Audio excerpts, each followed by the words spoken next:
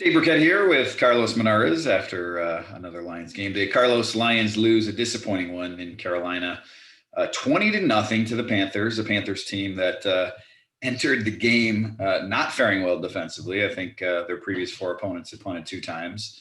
You see my son coming in here in the back. Looks like he's looking for something. I mean, we are starting off on a good note. No, but they started an XFL quarterback at a refugee at quarterback in Philip Walker, and they shut the Lions out. First time the Lions have been shut out in 11 years. Disappointing. Flew back in this morning, listening to talk radio on my drive home, and maybe that's not the best thing to do, but fans seem pretty angry about that. Check my emails on the plane, and fans seem pretty angry. Let me get your take. How are you feeling about the Lions this morning? The overwhelming, yesterday I'm watching the game. I think, even though we're not fans, I think you feel a sense of frustration watching kind of the same problems and the same struggles. Like, it's never easy with this team. So you feel that frustration. And today I kind of just feel sad. I just feel sad. All these, the mounting negativity, it's been like a slow boulder coming down the hill. I don't know. I just don't feel. It's deserved, though, isn't it? I mean, this is a team that's 6, and they've played like trash much of the season. Yeah, it has, and they do deserve all the criticism. I do think that it's a little unfair because they never get credit for winning games. It's always just, and granted, this was, I think you said it in one of your 5-12 stories you wrote yesterday, that this is their worst loss of the season when you look at holistically all three phases, and they were never in it, all that stuff, right? Who they were playing and all that. I agree with you. I think it was the worst loss of the season. However, I feel like it's, whether it's the fans, whether it's the media, people already have their decision made on, I hate this team, I hate this coach, I hate this regime, I want everybody gone. And, if they'd beaten the Panthers yesterday, would have been like, well, they're a 3-7 team. Of course they should have beaten them, like they'll never get credit unless they somehow win out and sneak into the playoffs. There might be a little grudging, but I do think it's a little unfair. But okay, now stop for a second. What totally credit are we supposed to give them when for beating a Jacksonville team that we were just talking about? Jacksonville is terrible, right? Houston, two of their wins have come against the Jacksonville Jaguars. Everyone looks at that and says the Jaguars are 1-10 or whatever they are. They're going to have the second pick in the draft. Like, how much credit are you supposed to give them for doing that? That's what you're supposed to do. If you fashion yourself as a good team, a contending team, a team that's going to compete not just for the division but for the playoffs. I don't understand what should we be saying? How much praise should we be giving them for beating the dregs of the NFL? Yeah, I don't know. I mean, I think it's like, imagine if it was your kid, right? Even if your kid's little league team is playing a terrible little league team, you still got to give them a pat on the back. You can't just say, yeah, whatever, kid. That was, unless you're Marvin Marinovich or someone like that. You gotta say, hey, you did what you're supposed to do, but good job. These are the good things you did. You deserve credit for this. And if you also lose to that bad team, that kid deserves to be held. That whole team deserves to be held accountable. But I think it's a one-way street on this whole team. And you know what? I'm not saying that's not deserved because of the totality of 3 seasons. I understand that. I'm just saying that I think people are just ready to pile on to anything. And this gave them the perfect excuse, by the way, because it was absolutely I don't understand. I mean, you and I talked about this game beforehand, and Jacksonville or Panthers might not be quite as bad as we think they are, all this stuff, right?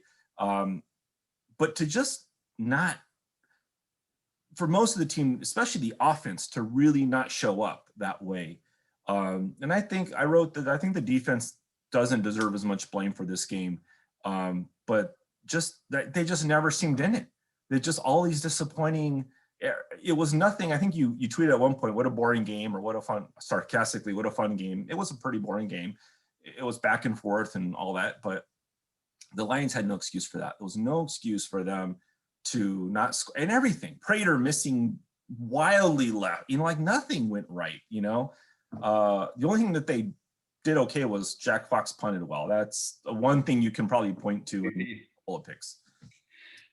It's no, I mean, you're 100% right. It was a bad performance all around. And, I look at, I mean, we ask, maybe Carolina is better than their record, or, they're playing better than their talent and what's going on. I mean, I just look at it purely as they, like, look at yesterday, right? They seemed like a well-coached team. I mean, what they did on defense to confound the Lions offense, right? The different blitzes that they used.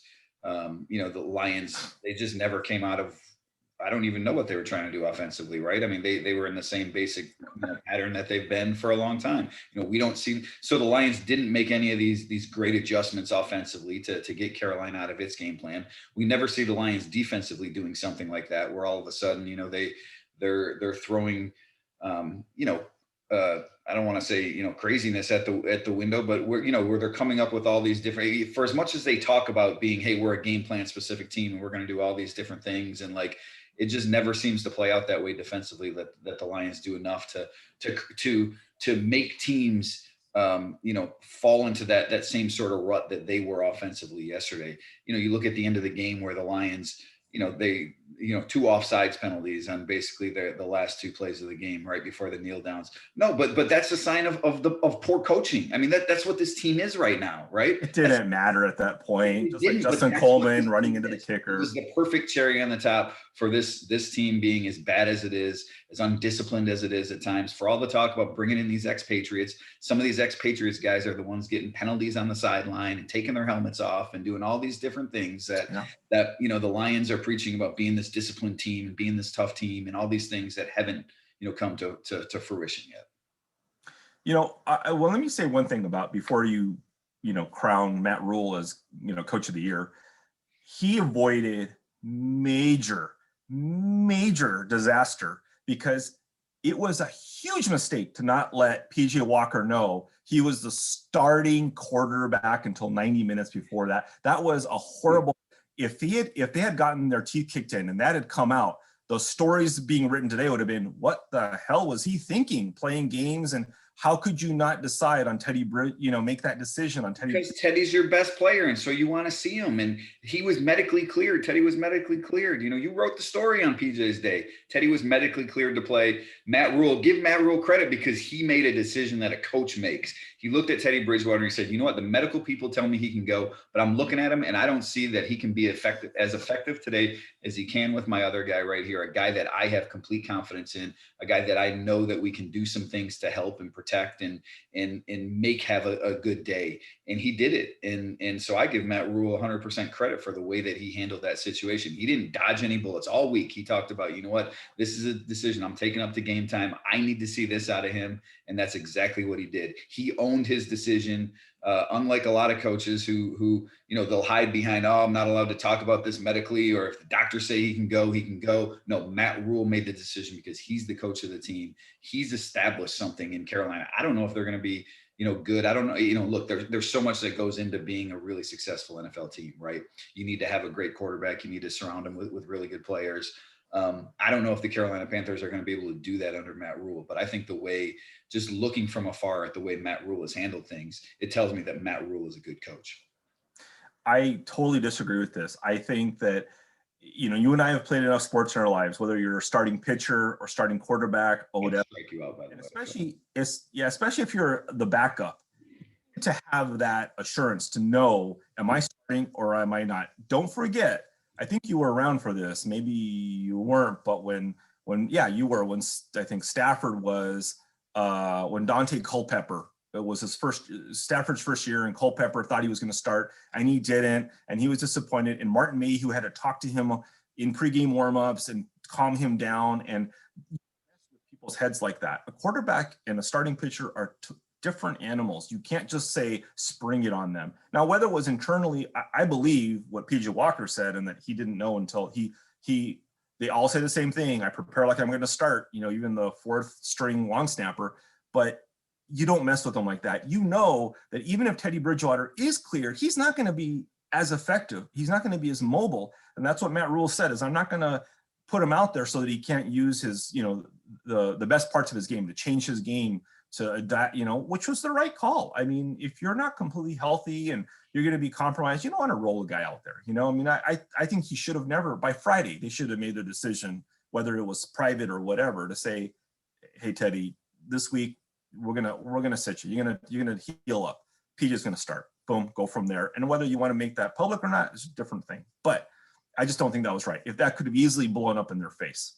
Well, we're going to have to agree to disagree on that one, because I think Rule, I like the way that he handled it. And look, I think you give your best players all the time you can, right? Teddy Bridgewater is a superior quarterback to PJ Walker and Will Grier. And so you want him on the field. And so you take you squeeze every last minute out of that to see if you can get him on the field. When you finally know is when you know. And he didn't know on Friday, and he didn't know on Saturday, when it sounded like Teddy did a little bit more in practice, and maybe it gave him a little bit of hope. So I'm sure come Saturday that Matt Rule told his guys, hey, PJ, you're starting if Teddy can't go, right? They knew who the number 2 was at that time. It certainly looked like it from the way that they were going through warmups, before practice, where Will Grier was sort of off by himself, throwing some warmups. So they knew who the number 2 was. But I like the way, I don't have a problem with the way Rule handled it, and it certainly worked out, and it certainly worked out better than anything the Lions did this week, because look, both teams were ravaged by injury, right? No Christian McCaffrey, no Teddy Bridgewater, no Russell Okung. I mean, Carolina was missing its best defensive back. Certainly the Lions not having DeAndre Swift, Kenny Galladay, Danny Amendola, even those injuries impacted what the Lions did on offense. But bottom line, again, the Lions could not do anything to get Carolina out of the defense that it was playing, that it was giving the Lions fits with, and the Lions couldn't do anything really to stop Walker. I mean, that's a 30-0 blowout if not for 2 interceptions in the end zone. So they just didn't do enough on either side of the ball, any phase of the game. And now, Carlos, look, let's spin this forward a little bit. They play a Houston Texans team this week that very similar boat to the Lions. I mean, disappointing season. This was a Texans team that went to the playoffs last year, right? A lot of people thought the Texans would at least be in contention for the AFC South. Deshaun Watson, they have a really good quarterback. They go and fire their, ex-Patriot coach during the season, Bill O'Brien, and they're going to go on a big coaching and GM search this offseason. Who knows how that's going to play out? And look, that move didn't all of a sudden spark the Texans to greatness. I mean, they're 3-3 since the firing, but I think the organizations are on similar paths, similar tracks, and now they meet on Thanksgiving. I don't know if you see the similarities that I'm talking about, at least, that these ex-Patriots guys are sort of in charge of this floundering organization, team, whatever it is, and one team makes a decision and the other team doesn't. Yeah, it's a little different because of Bill O'Brien. I mean, he's GM and coach and everything, but he did get rid of players like DeAndre Hopkins, guys who he didn't agree with, and great players, and he decided it's my way or the highway. And it ended up cost him. I mean, we've seen it worked out just like it worked out getting rid of Darius Slay and Quandre Diggs and all those guys here in Detroit. Yeah, but you know what? Just to play devil's advocate for a second, look at Golden Tate, right? That's kind of gives you a hint that Patricia wasn't crazy totally, because if he's doing that publicly now, with the Giants and causing problems, there was probably some of that going on with the Lions and else, Philadelphia. So, I mean, that's neither here nor there, but you're right. There are some similarities. The difference with the Texans, at least, is that Deshaun Watson's a younger player, has way more upside than Matthew Stafford does. So you're going to build around Deshaun Watson. Stafford is not the future here.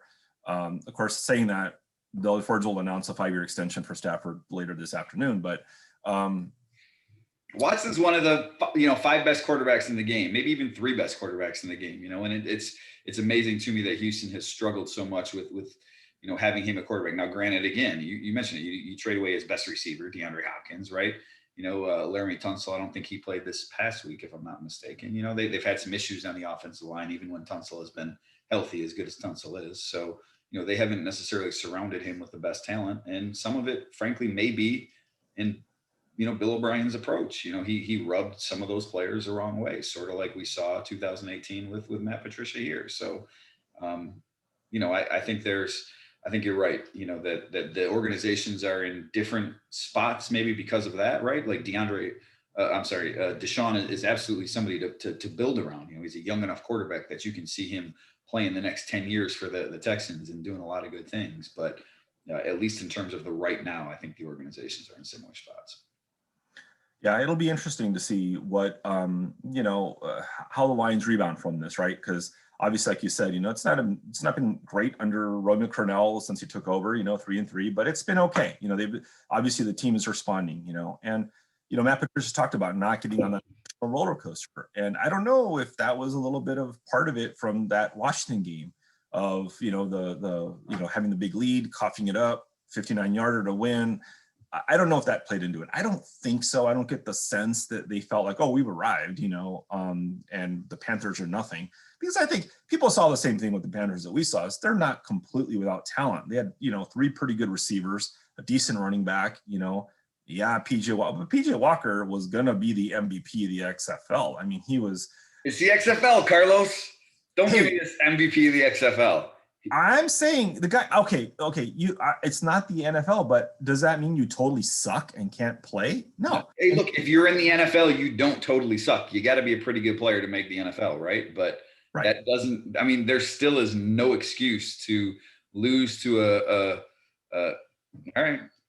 He did, and you saw him. He missed some easy throws. He didn't have the even with I think it was Robbie Anderson who he with at Temple. He just didn't have quite that precision of where the routes were, where he was going to sit on a route. And, so he was off and he threw a couple of bad picks in the end zone, so PJ, I mean, this game was there for the taking for the Lions. Really. The defense did enough, if Marvin Jones doesn't cover the tight end, they score that touchdown. If Prater doesn't kick it into, whatever, the Charlotte Hornets arena or whatever, they're it's easily 10-17 at that point, or 17-10. So they had a chance. PJ Walker did enough to win this game, but he wasn't great. I mean, I think he had a rating of 77 something, and Stafford had a horrible game. His rating was 70.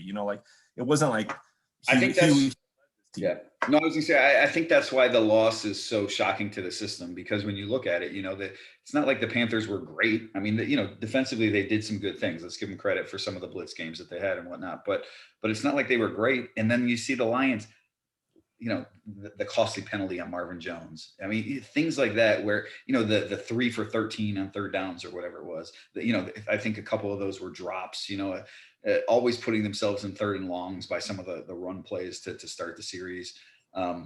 It just, those were the things I think that you look at it and you say, man, this team cannot get out of its own way. So it was, and you know what, and I don't know, let me ask you this. Do you think this is an anomaly as far as, things we saw, like Frank Ragnow with the bad snap that he fumbled, Prater missing that. I think that's the worst miss I've ever seen Prater kick. So things you don't typically see from good players. Was that just an anomaly, like a perfect storm of all the bad things that could have happened? Yeah, I mean, certainly, Frank Ragnow's not going to have, Frank Ragnow's a really good player. And, he's not going to have snap miscues like that. He had a holding penalty, if I'm not mistaken, too, that didn't get enforced. But, so, yeah, it was maybe a little more, things went a little more sideways than usual. It was that snowball effect, I guess, right? One thing happens and another, and everyone's sort of catching lice, right? If somebody, your neighbor has it, and then you're getting it too. And so it was, I mean, that's part of why it was so disappointing, but the fact that they couldn't score a point against the Carolina Panthers team that was, bottom third defensively, I'm sitting in the press box yesterday. I legitimately was at a loss for words. Like this. I can't believe this is happening this way, this sort of meltdown against this kind of team, from the Lions. And they were talking, I believe it was on Fox, it was Chris Spielman or whoever, and they were talking about how, the Panthers have nothing really to play for, which is a whole nother thing about the Teddy Bridgewater thing at 3-7, why roll them out there, compromise anyway. But the Lions do have something to play for. They're on the playoff bubble, and even you don't want to talk about playoffs if you're Matt Patricia, but the players need to know that this is it. We're playing for our slim playoff hopes here. We can't afford to not show up against a subpar team. We can't afford these next 3 games are opportunities. And you know what? You lose a game, but you just don't show up. You just seem to get so I wouldn't say they were entirely outplayed, but they just never seemed in the game. They just never seemed to be mounting a threat. And, I don't know. Well, so how much of that falls on the coaches? Because I'm with you, Carlos. Like, look, it's obviously the players, right? The players do it on the field, but they know where they're at in the playoff standings. They know how slim the chances are, but yet, that they're alive. And maybe one thing that they can play for too is Matt Patricia's job, because look, I mean, I've written about it for, 3 or 4 straight weeks, right? I think everyone knows the talk is out there, right? That Matt Patricia is, it certainly seems like he's going to be a goner, right? That he's down to his last few games as a coach. So doesn't that lack of effort, the performance, doesn't that reflect poorly on the coaching staff? I mean, to me, the biggest part of the coaching screw up to me is Darrell Bevell. And I wrote that. I just felt like, if there's a strength the special teams is a strength right now, but the one thing they've been able to rely on has been scoring points, and even when DeAndre Swift was not starting and they were still using Peterson, they didn't have Galladay, for the first part of the season, they were still able to manufacture points to get some game plan out there. They had enough healthy pieces on this offense that they should have scored a few points, at least. It's one thing if you go down there and there's a pick or a fumble in the red zone or something, but they never even got into the red zone one time, not one flipping time in the red zone. Across the 25. It was terrible. Yeah. That's insane. You can't even reach the end zone. That's an indictment on the two people in charge, Bevell and Stafford. Those people lead this offense. How you could not, the defense. Listen, man, Everson Griffin played his butt off. That dude was charged up. He was making plays left and right. Romeo Carr had a good game. I think overall, I think you actually gave most of the defense like a C, somewhere in the C grade range. The 2 picks in the end zones, this was not on the defense. And I don't want to, Patricia gets all the blame when the defense goes bad, but then he should get a little bit of credit when the defense does enough to win the game, and that the defense did enough to win the game. The offense, to me, Bevell, I don't know what, and you wrote about it too. It was uninspired. It wasn't creative. It was just, what are you doing out there? Adrian Peterson up the gut for the first 2 carries. And then, oh gosh, we're in third and 3. What are we going to do here? I wonder if they think we're going to pass, No, I wrote as much, right? I put Darrell Bevell in my stock down because I didn't think, I think the offense, obviously, when you don't score a point, goes without saying, that's the biggest issue in the game, right? So there's no 2 ways about that, right? The offense was atrocious yesterday. But overall, the bigger problem to me is Matt Patricia's head coach, frankly, and what's going on under his tenure, because he oversees all of it, and nothing has gotten better. And frankly, a lot has probably gotten worse since 2018 when he took over. And I'm not talking just about the record. 4-6, whatever they are. They've lost 4 games by double digits, right? Their last 3 losses have all been by double digits. And really there's another loss in there. Was it the Saints game, that should have been by double digits because they were uncompetitive for a large stretch of that. And to me, a lot of this falls on Matt Patricia. And frankly, I wouldn't be surprised if they lose this weekend, if he gets fired after Thanksgiving. Even if they win, I find it hard to believe that he's going to be back for a 4th season as head coach. I don't know. Do you have any thoughts on whether Matt will or should return as head coach? Well, at this point, I find it hard to see that he's going to return. If the season plays out as you most likely think it will, that they're not going to make the playoffs, and probably not. The last 4 games are hard for them to win.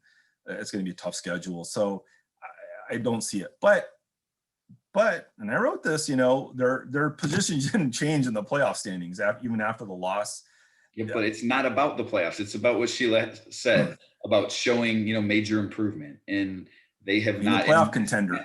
Matt's been asked that. No, it's been, Sheila changed that in June, right? She said she wanted to see major improvement. Her mom said in December, play meaningful games, right? Meaningful games, whatever, that's crap. That doesn't mean anything, right? Like the Giants are playing meaningful games, and Washington, those teams are 3-7 and they're playing meaningful games. Meaningful games doesn't mean anything. You want to see major improvement and know that, look, they came back last year because, ownership believe this is not a 3-12-1 team, right? This is a 500 team with Matthew Stafford's The Stafford's injury. Yes. Right. And so we want to see major improvement. We want to see a team that's, a legitimate playoff contender. We want to see a team that can hang with the big boys and play some, some all around good games. And we have not seen that at all. And that's why, the writing seems to be on the wall, no matter what they do. I mean, barring winning out and going 10-6, I just don't see any way feasible that this regime is returning right now. I mean, my understanding again is that, Bob Quinn will be reevaluated at the end of the season, right? Patricia can be evaluated in season based on what's going on. And maybe it's Bob that pulls the trigger, not ownership. But, I just don't know. I don't know how with what's gone on the last 3 years, I don't know how ownership looks at this and doesn't make a change. Well, let's not forget, I mean, these crazier things have happened. If they, like I said, if they go 5-1 down the stretch, they're going to be pretty darn close to making the playoffs. So it's all how it plays out. And this is the problem is when we make these we talk about, wins and losses, it's not the wins and losses. It's how those losses play out. The Bears loss, how that played out. This loss, how it played out. If they end up really close to the bubble and they just lose the last game to the Vikings and if they had tied or they would have made the playoffs or just say, then you look back at the Bears game and you say, well, Johnny Swift holds on and they make the playoffs. Stop going there, man. Stop going there. They should have lost to Washington. They should have lost to Atlanta. It all evens out. Stop going. Okay, but the other flip side is if they get kind of close or they don't get whatever it is and they don't make the playoffs and it's not looking good, they go 3-3 or 2-4 down the stretch, whatever. Well, this is the game. The Panthers game is one you look at and say, you have to look at everything and say, I'm going to ask you the exact same question that Matt Patricia has been asked. Where have they improved? Where are they improved as a team, as a coaching staff, as in anything, outside of punting? All right. Take Jack Fox out of it. Team MVP 10 games into. Where is this team a better team than they were last year? Where is this team a better team than they were 2018? 2017, when they fired Caldwell, where is this team a better team? They're not anywhere. And that's an indictment of the entire organization. Well, where? Give me somewhere. They're not taking, well. There you go. I was going to say they're not taking as many, too many men on the field but that's happened. 4 times. 3 times and should have been a 4th. Yeah. They're not better anymore. The run game's a little better under Swift, I guess, this year. But yeah, Stafford's regressed. I give you that. They're definitely struggling. That'd be a good comparison, actually. Look at Caldwell's tenure and look at Patricia's tenure and match them up side by side. Receivers, running backs, linebackers, tackles, whatever it is, takeaways. It'd be interesting to see what the comparison would be. So I understand that. I know what you're saying. But you have to let the season sort of play out. Now, let me ask you this. If it's a close loss to Houston, do you think that Patricia on Friday? Yeah. Why? I mean, you're 4-0 because you said you have to let the season play out. The season has already played out. You are not any better than you have been at any point in the last couple of seasons. I mean, rip the Band-Aid. It's just time to do it. You're not going to keep them. You're not going to make a move today on a Monday on a short week before a Thursday game. You need to give your team a chance. Outside of that, I don't know why you would hold. The only reason you would hold on would be for money. So I don't know if you have to pay an interim coach more or what happens or pride or whatever it is. But look, I don't know if I'm in charge of football operations and we fall to 4-7 and I know I'm not keeping my coach and I have a long week. Yes, I make the move. That's simple. There's just no reason at this point. As I said, there's not a single area of this team that has gotten better since 2018. So I don't know. Other than punting, yeah. Other than Jack Fox, yes. Well, the offensive line is better. You're right. Absolutely. That is one. I think Frank Ragnow and Taylor Decker have both proven to be really good players.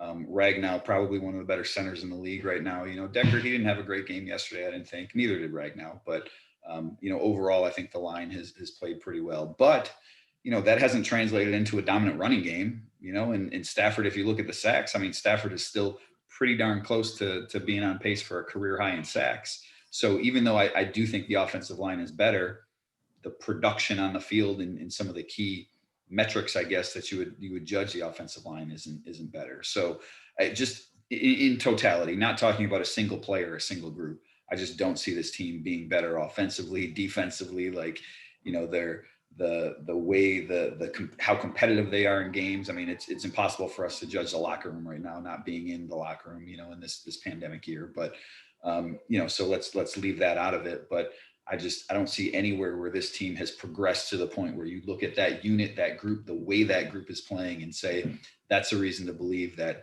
the Detroit Lions can be one of the best teams in the NFL, can be a team that makes some noise in the playoffs. They just don't have that. From the sidelines to what's going on the playing field, they don't have that right now. And so if you lose this weekend and you fall to 4-7, if I'm in charge of football operations, I would, and I know that I'm not bringing my coach back. I don't know why I would. But what is at this point in the season, what's the advantage of that? There is no advantage. There really is no advantage. I mean, again, unless you want to, we've talked about this before, right? Unless you want to interview an Urban Meyer, or you want to start doing your background research. Look, there's some rumblings out there that the Lions, can do that anyway right now without having to fire anybody. Certainly you can, but what's the point of keeping them? I mean, then you're, if you already know that you're going to fire them, when you know in your mind that you're going to make that decision, then you make the move. Okay. You don't wait, you don't give yourself time to come back. Well, maybe they went 4-1. Let's stick around and let's see. I really don't believe it. I was going to fire them after Jacksonville if they lost. And, I would have fired them after Washington if they lost, but they won both of those games. So I was ready to fire them twice. So why would I keep them going? A win talked me into keeping them, but I was this close to firing them twice. So if you're at that point, you're on that ledge already, jump, make the move. It's time to do it. I mean, if you're that close to firing them twice, I don't know why you would hold off. Please do not go into hostage management or crisis aversion or whatever. Just jump. You're not gonna do it. Just jump. I understand what you're saying, but don't forget, these are the Fords. They don't do this. They don't do this kind of stuff. They're very careful. Mariucci fired Thanksgiving weekend. Yeah, that was a Matt Millen thing. That was a whole different thing. That was, that was different. That was Mooch had lost the locker room. I mean, we spent a lot of time yesterday, or people, I wasn't there, but the reporters kept asking the players who were on the calls, what's the locker room like? And everybody said they support Patricia. Even Stafford said he supported Patricia and they're better than they were when he first arrived, and they, whatever. Yes, take it for what it's worth, but no, Stafford. No. You want to be? Here's the technicality. Why do you believe in Patricia if the locker room still does? Listen, we're here to play football. That's our job. His job is to coach it, and we appreciate the work he puts into it. We know that. All our coaches work their tail off to try and get us out there, get us in good positions, and it's on us. We just show up, work, play. Coach shows up crazy early, stays crazy late, works his tail off, and we got to go out and execute game plans a little bit better to help us win. Where in that entire answer did he say, I support Patricia. Patricia is the right guy for the job. He's doing a great job. He didn't. He said he shows up and he works a lot of hours. Okay? We appreciate what coach does. There's a lot of people that work a lot of hours in this world, all right? And that doesn't mean that they're doing great at their job. Matt Patricia works a lot of hours at his job. He hasn't been successful at it. Matthew Stafford did not say, bring Matt Patricia back. He's doing a great job. He's a great coach. Not one single thing did he say in that answer was like, yes, Matt Patricia is the guy for this job. That's absolutely true. And Stafford has never said that about any coach, by the way. He's never said it about Caldwell, about Schwartz. There's only one coach that Stafford has ever stuck his neck out for and said he needs to come back is Jim Bob Cooter, because Cooter let him do whatever he wanted to do. He just didn't want to switch offensive coordinators. That's all he cared about. So he's never going to stick his neck out for anybody. That's understandable. But he didn't indict Patricia. and neither did because he's talking publicly on a Zoom with Lions PR standing right next to him. Like if you got, I know, I'm saying private moments, but take what it they for what say it's worth. does But not you mean can they always support the coach. say something backhand. Well, that's above my. I don't know. I don't talk about coaches, you know. But he said we appreciate the work he's doing. He works hard, and we need to do a better job executing the game plan. So he didn't say the game plan was bad. He said we need to do a better job of it. And but he was asked directly about Patricia, and he did not say one supporting fact for him other than he works hard. That's great. He'll never say it. He'll never say about anybody, ever. Even Schwartz, who drafted him, he'll never. Hey, you're the one who brought up Matthew Stafford supporting Matt Patricia. I'm just pointing out that Matthew Stafford said nothing in defense of Matt Patricia yesterday, other than he's a hard worker, which we know. The guy sleeps at his office. Okay, great. A lot of NFL coaches do that, and I don't get why they do that, right? Go see your family. Yeah, well, sure. I mean, to me, that's as close as Stafford's going to come to saying, I respect the work that the coach is doing, and he's doing enough for us to have a chance to win. Yes, respecting the work. That's what he said. But again, respecting the work ethic of someone does not necessarily. No. Doing the work that helps us win, doing enough to help us win, putting enough of a game plan, him and Bevel and all the, guys on defense, they're doing enough. We need to do a better job of executing the game plan. That to me is, and I will say that I haven't heard Stafford ever really throw anybody under the bus. He's also never indicted a coach or assistant or whatever. So, he's smart. Politically, he's smart. He doesn't ever, he never calls anybody a dictator or anything like that. He wouldn't be that silly. So he's careful about his words. That's a good kudos to Stafford for that. We'll stop playing the semantics game and let's wrap it on this. I won. Let's shoot. You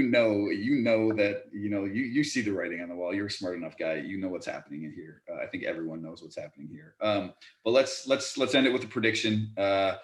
Lions against the Houston Texans on Thanksgiving, annual Thanksgiving game. Hip hip hooray! Right, we get some turkey in the press box. By the time we get home with our family, Thanksgiving meal will be cold. So that's our Thanksgiving. So let's hear it, Carlos. The Lions, they've lost 3 of their last 4. They play a Houston Texans team that's what they've won 2 of their last 3, right? Since the bye, coming off a win over the New England Patriots. Maybe the Patriots. Yeah. Who gets the win? Who gets the win Thursday? I think our friend Matt Patricia talks to his friend Bill Belichick for a little inside intel on how to beat Romeo Crennel. And, I think they pull it out. I think their friend Romeo Crennel, who used to work on. Their other friend Romeo Crennel. Matt and under Bill. Yeah. I think the Lions are going to pull it out. I think it's not going to be a convincing win, but I get a feeling for a low scoring. I'm going to say 17-16 Lions, which will tell us very little about this team other than it's good enough to just squeak by a bad team at home on Thanksgiving.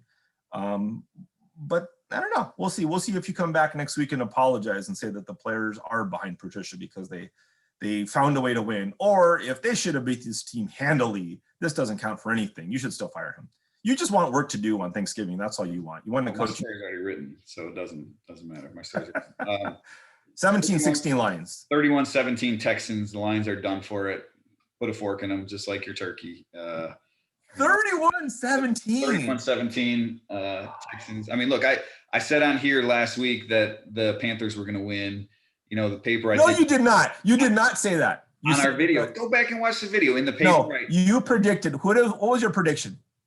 I don't know. I picked them here. Didn't I pick the Panthers to win? No, you picked the Lions, but you said, "Oh, the Panthers give me I get a weird feeling." Yeah, it was the quarterback. You could be right both ways. No, I backtracked in the paper, because I was worried about Bridgewater and I shouldn't have been. But whatever. The Lions are done. 31-17. Houston Texans win this game. Lions fall to 4-7. That's just what it is. Deshaun Watson is going to be the best player on the field. The Lions did not look motivated the other day. I don't know that they'll be motivated here this week. We'll see. What pick was Deshaun Watson? Was he a 2nd round pick? No, man, he was. That was the quarterback draft with Mahomes, right? And Trubisky. He was like 12th. Yeah, I forget what number he was. 10, maybe 12, something like that.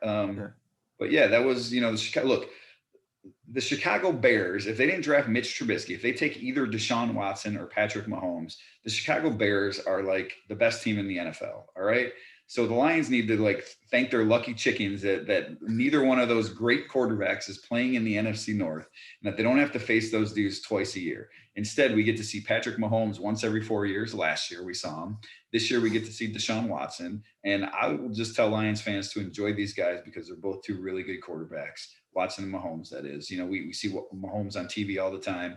Watson is not Mahomes. No one is. Mahomes is a generational talent, but Deshaun Watson is a pretty darn good quarterback. And so, you know, if you're looking for a reason to watch some Lions football on Sunday, Deshaun Watson. Sunday.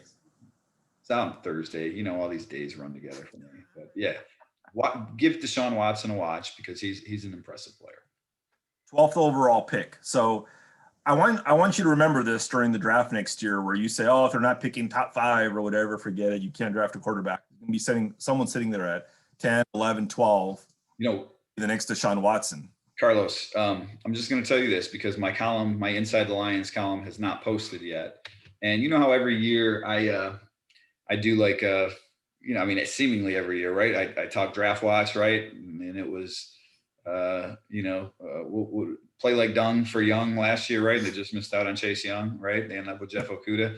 This year, I'm trying to come up with a slogan, and I you know, because I think you're right that the Lions are going to be picking somewhere in that low teens range, you know, 10, 12, something like that. And I'm trying to figure out, should they play like Bile for Kyle Trask or should they gack for Zach Wilson? I mean, I'm throwing that out to the fans in my column here, you know, that should be posted on freak.com at some point Monday. So I want to know from Lions before I get into draft watch, probably next week, when we start tracking who the Lions could look, I want to know which one they should do. Should they play like Bile for Kyle or should they gack for Zach?